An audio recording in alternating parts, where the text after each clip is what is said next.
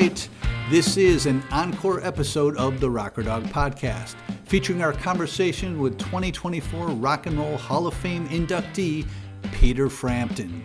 Peter came on the show back in February of this year when he was merely a Hall of Fame nominee and gave his first in-depth interview about his service dog who is trained to assist him as he navigates the effects of Inclusion Body Myositis, which he was diagnosed with in 2015. Please note that with this being a repeat broadcast, all tour dates mentioned have been played. With that, here's Mr. Peter Frampton and his service-ready Rocker Dog.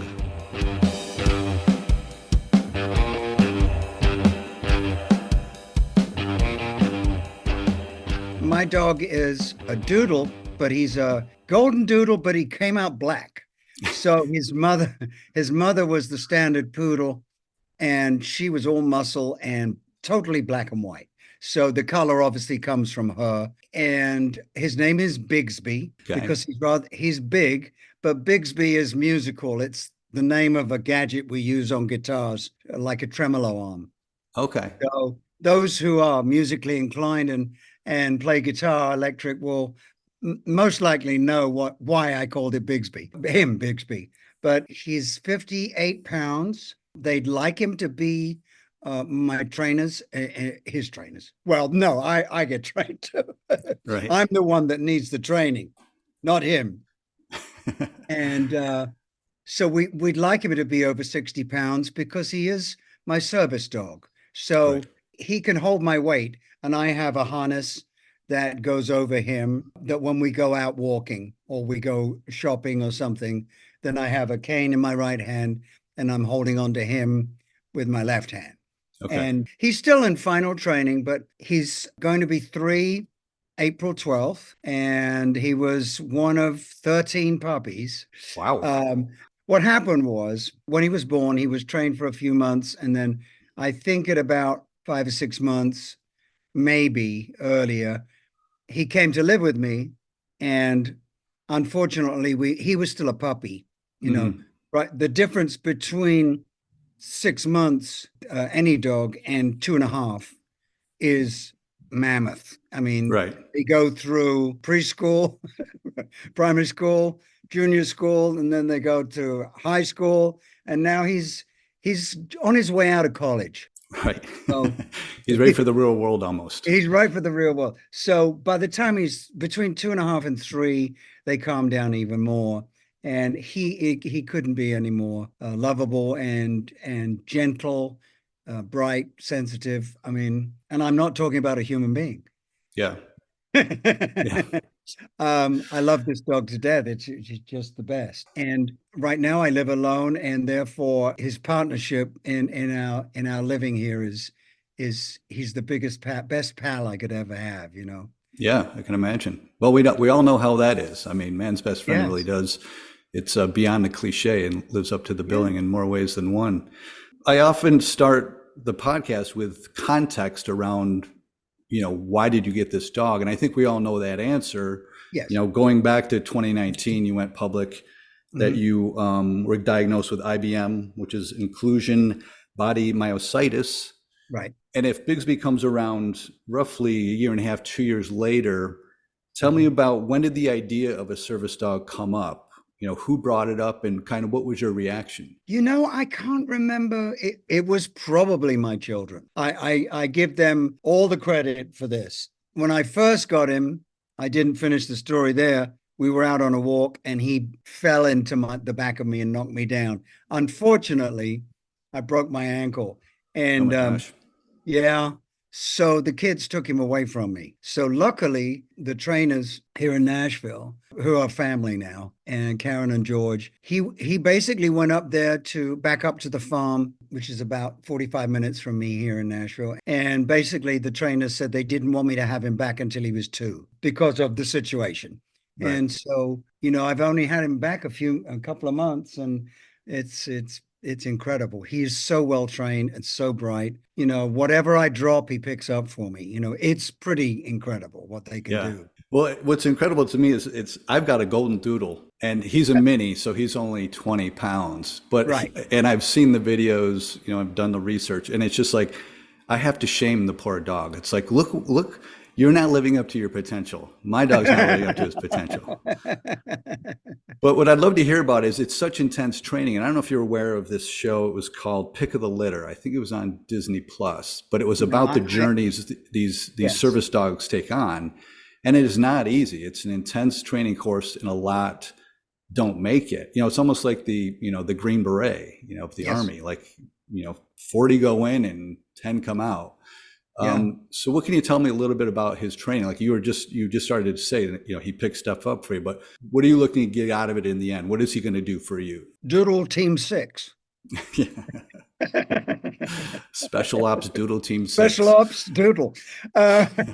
Well, he can turn, if I have the foot switch for lights, not that I need that right now, but he can turn them lights on and off for me. He can open the fridge, get a drink out for me. I mean, it's pretty incredible. He heals with me doesn't have a leash on, and I can just tell him to HEA. I can't say it right now. And he'll stick to me like glue. And then as soon as I stop, he sits down.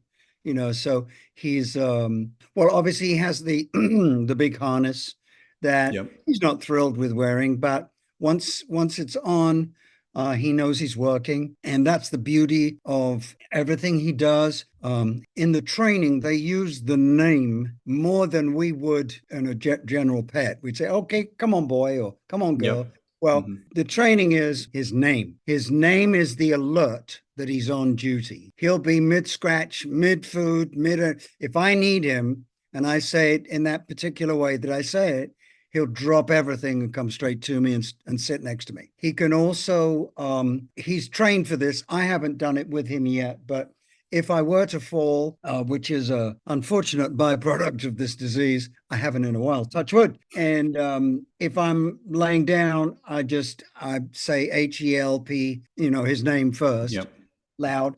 He will come, lay down next to me, put his arm over his back, and lift me up onto my knees. And then I hold on to his back and I get up. So, I mean, I have done that with him. We haven't done that in a while, but. I saw you shared a video of a woman who had a service dog. It opened doors for her, refrigerator doors, retrieved and delivered things. One of the things I wanted to ask you too is you need to be trained as well. Is that correct? Because it's funny, you said you had a post, that Bigsby's in the house. I got the impression that he would visit you periodically as he was being trained. And you said, now I've got to catch up and learn my lines. Exactly. Because they had to keep saying to me, say his name first. Yeah. Because you don't normally do that. Maybe when you're calling them, they're outside or whatever. I've got a lovely backyard here. And when I let him out, he'll go berserk. He'll go talk with the dogs at the end of the backyard there over the fence. He'll chase squirrels, which is his favorite thing to do. Hasn't caught one yet. And then, if I say his name and come, he'll again stop barking, do whatever he was doing, playing, and he'll come straight in the doggy door and then sit there and wait for me. So it's unbelievable. Now, there was a very real possibility he could have flunked. If he wasn't coming along, progress wasn't coming along, what was the backup plan? Just to go, did Bigsby come to you from a service who brought him to you? No. Well, I actually, it's funny. I looked for a trainer to see what I was getting myself into. And I just happened upon Canine Companions, Nashville. And it's Karen and George are the wonderful couple that I got hold of just by chance. And Karen's been training dogs since she was before she was a teenager, I think. And so I lucked out. And I said to her, well, how do we go? That's my next question. How do we find the right one? She said, well, the lady that I was working with as a breeder in California has just moved down the street from me here. I can't believe it. I said, you're kidding me. We have used multiple of her puppies. So when his mother gave birth to 13 pups, they invited me to come and choose. But Karen just said, it's this one. It's the biggest. He's got to be big because he's got to support your weight. So I got the biggest one, and a lot of the others have not come anywhere near his size. So they pretty much knew that the combination of the two, the breeder, who was many, many years doing this with Karen, she figured that there was no need for a backup plan at this point. They would have let me know along the way, I'm sure. We would have gone back to square one, I'm sure.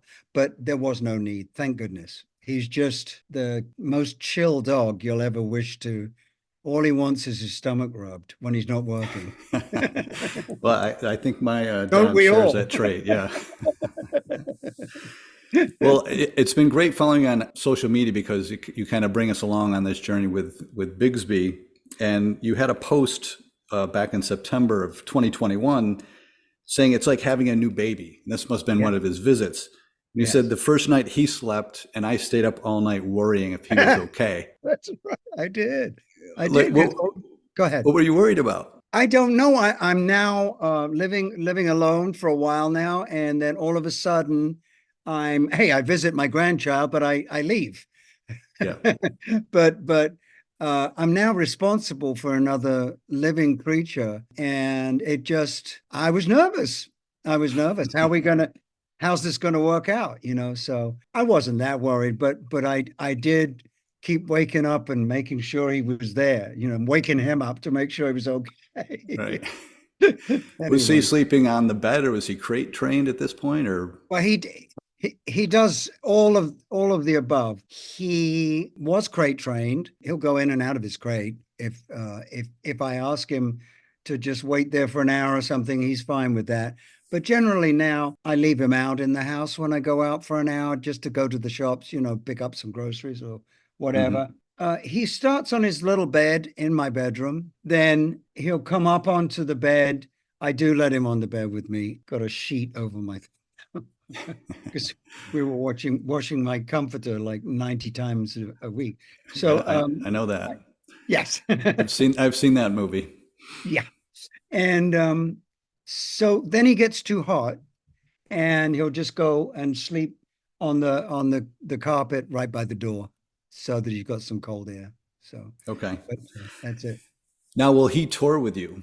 No, I don't think so. I'm going to take him to rehearsals, but it would mean another person to help me, apart from everyone's got their own job, how to look after me, the band, the gear, whatever. It would mean we'd have to have a dog wrangler.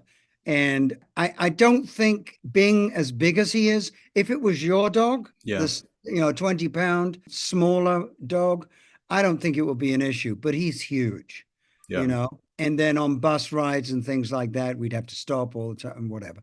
So I love taking him in my car.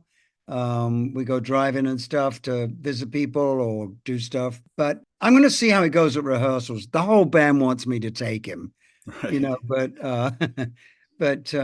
it would just be, I don't really need any more I've got so much to concentrate on. Yeah. A little bit more than I used to because I have to make sure I'm okay each day. So I don't think it's going to be the right thing for me to take him on a road trip on my own when I'm not, that's something else. Yeah. We love to do that with him, but on the road, I don't think so.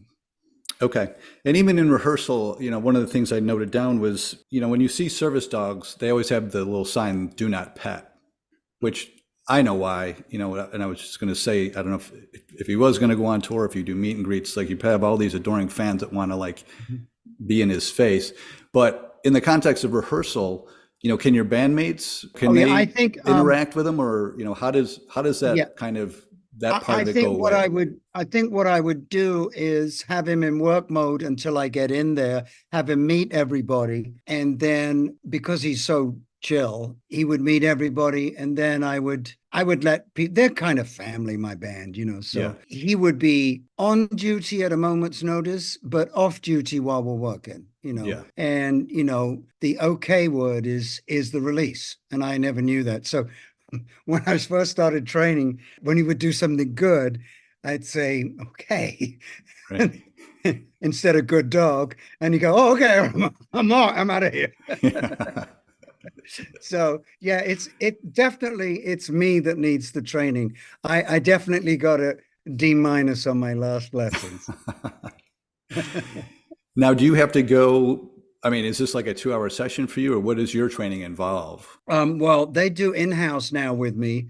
Okay. When I'm on the road or if I'm on a trip, a week trip or something, publicity, whatever, Karen and George take him back up to the farm. Then they pick him up. I pick him up or they drop him off when I get back. Okay. And what is your history with dogs? I did a quick internet search and I saw you had I think your most well known was a German Shepherd named Rocky. Yes, yes. And it was that back in the height of, Peter Yeah, Frampton Comes Alive. And I got him before it came out, I think. I think I got him in like the winter of or the summer of 75. was that a Yes. good idea at the time?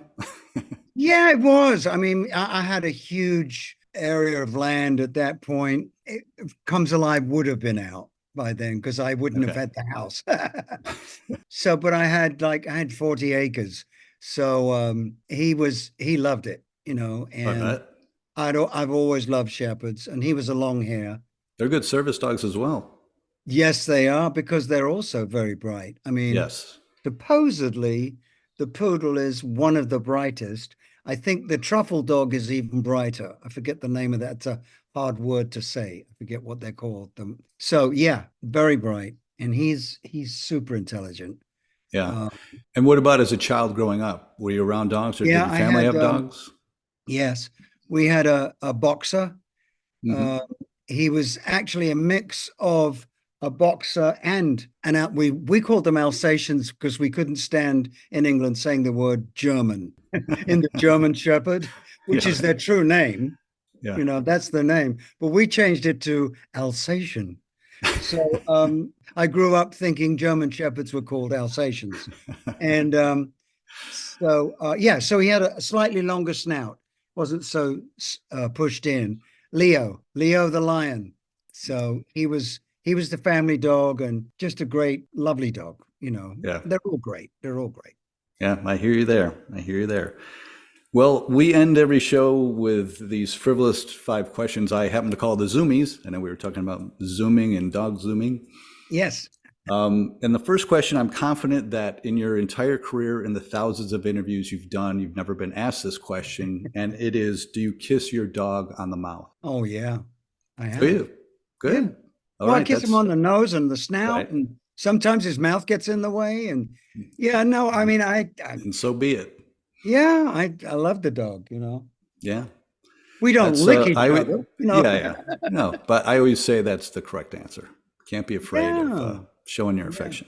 Question 2, given your career in music, could you give him a theme song? Is there a song out there that kind of personifies him? Or if he had Walk Up to the Plate music, what would it be? Oh gosh. Well, I wrote a song for Rocky, was Rocky's Hot Club, but that's his song. That's a hard question to answer. Do you sing to him at all? I sing while he's in the room. Yeah, I don't but necessarily do a performance for him. right. I was going to say, oftentimes I'm guilty of it, but whatever we hear on the radio, we'll sing it and then insert the dog's name as we sing it to them. Oh, I But see. that's not a Oh, right. practice of yours. Yeah. So, yeah, I will do that. But I mean, I work out every morning. I have to work out. We don't have a drug yet for IBM. So I work out 6 days a week and I have a little gym upstairs and he joins me and he sleeps. We haven't got him to do the yoga yet, like those wonderful videos that you see online with the woman doing the yoga and the dog doing the same thing. Yeah, yeah. I'm hoping for this, but so far no good. He just Well, sleeps through. if he's anything like my doodle, that downward dog stretch, it's like Yes. he's that's his go-to. Yes, absolutely. He does that every time he wakes up. Yeah. Question 3, I know he's not going on tour with you, but should he go on tour with you in the future, what would he insist be on the tour rider for him? Oh, well, he likes doggy ice cream. Oh, really? Is that Hog, is that like a brand? I Hoggin, know. What is it? Hoggin, Okay. Hoggin.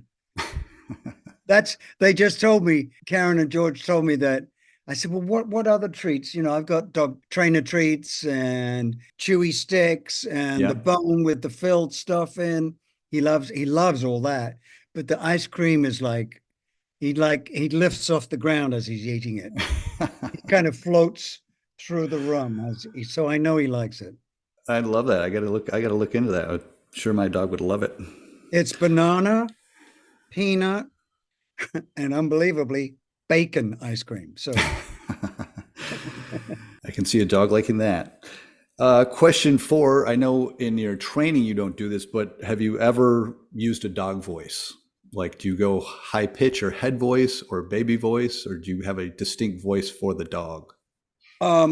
when he's used to women's high pitched voices telling him how good he is when he's done something correct.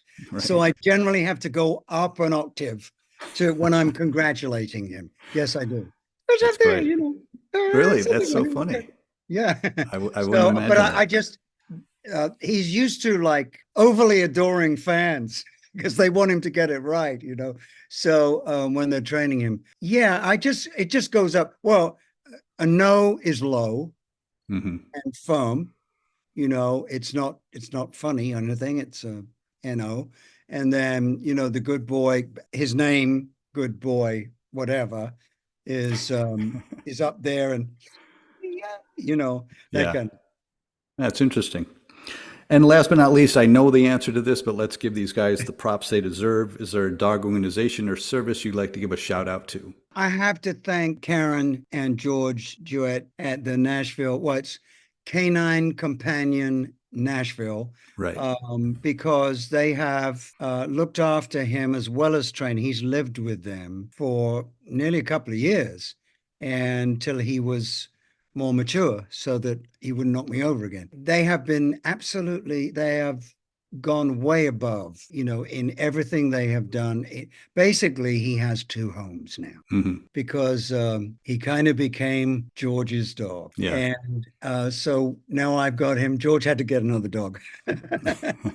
But I felt bad. I felt so bad because I knew that, he would fall into that being his home.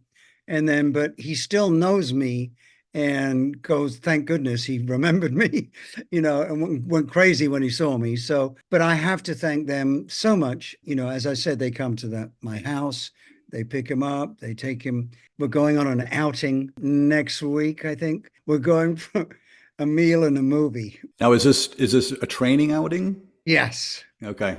With like 7 other dogs and owners, Oh, so wow.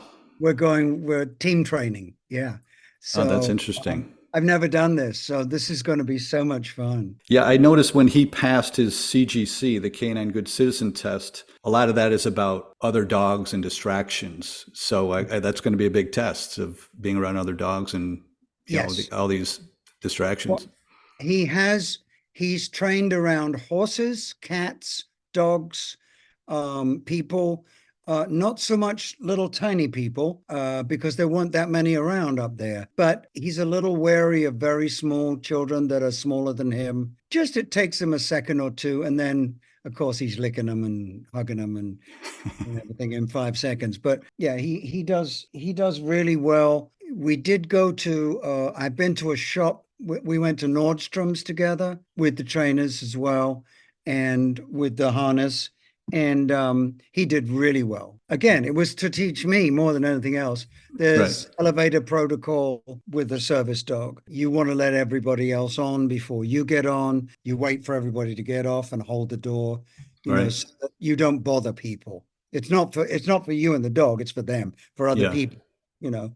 I want to be out of their way. But he did really well, and we went to they have a cafe in Nordstrom here in Nashville, and we went, and in there he just went to sleep at my feet. It was wonderful, just so cool. Yeah. I love it. I love hearing about it. And like I said, what I've seen on your social media, he seems like such a sweet dog. And I know you described him as such. And it's really a great thing. Yeah, he really is. He's my buddy. Yeah, it's hard not to cuddle with him all the time. Yeah, since you brought that up, I did have a quote that it said, I was supposed to be working out, but this kept happening. And it was you kind of cuddling with him. Yeah, yeah. And the trainer's going, Peter, put that dog down. Too funny. I have one last question. This just goes back to when I was doing my research and I'm plugging in your name and a dog, and what happens to pop up, Rocky popped up. But how do you feel that a number of people name their dogs Peter Frampton?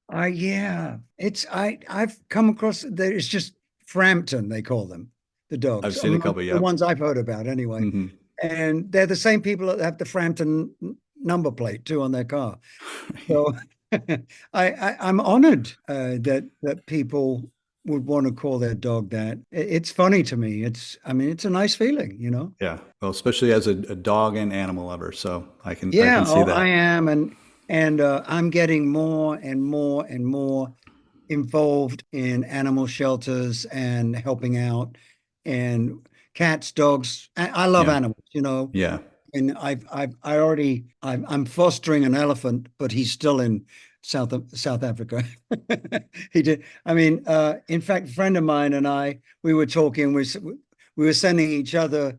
It's Ben Montench from the Heartbreakers, Oh, yeah. and and we're sending each other pictures of elephants and how great they are with their trainers. You haven't seen a trainer in 25 years. The elephant remembers the trainer, and it's like, oh my, you cry.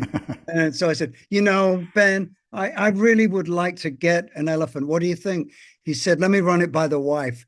So we're being in all seriousness. And he goes, she said too much poop. So we nixed the elephants. So I got a dog. The next best thing. The next best thing. Oh yeah, man's best friend. Well, Peter, thank you for giving me your time. I'm glad that this was your first dog-related interview. I know you've got a long, Yes. illustrious career, so I'm honored to be the one to direct that. But again, thank you, and everything you do for awareness with the IBM. And like you said, if you're going to steer that to some awareness towards shelters, it's all appreciated. I know they're all under a lot of duress these days. Yes, unfortunately. Yeah. Well, best of luck to you. I hope to see you on your tour, which takes off in Greensboro, North Carolina, which isn't too far from me, and runs All right. through April. So best intentions for you and good mojo to you in everything you do. We're dog friendly. So anyone who has a service dog can bring the dog. That'd be so funny to see your audience with got to play a dog only show. That's right. All right. Well, thank you so much. My pleasure, Peter. Take care of yourself. All right. You too. Wonderful. Thank you.